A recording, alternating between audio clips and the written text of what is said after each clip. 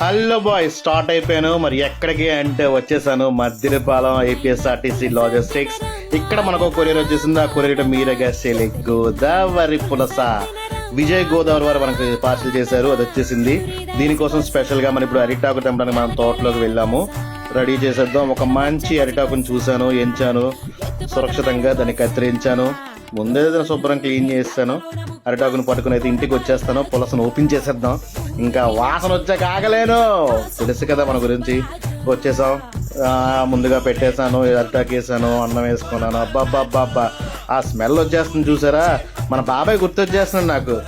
జంబా అంటాడు కదా బాబాయ్.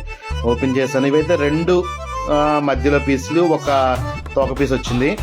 జాగ్రత్తగా బాక్స్ పక్కన పెట్టేసాను. టేస్ట్ చేద్దాం. ముందు బెండకాయ టేస్ట్ చేసాను. అబ్బా భలే ఉంది.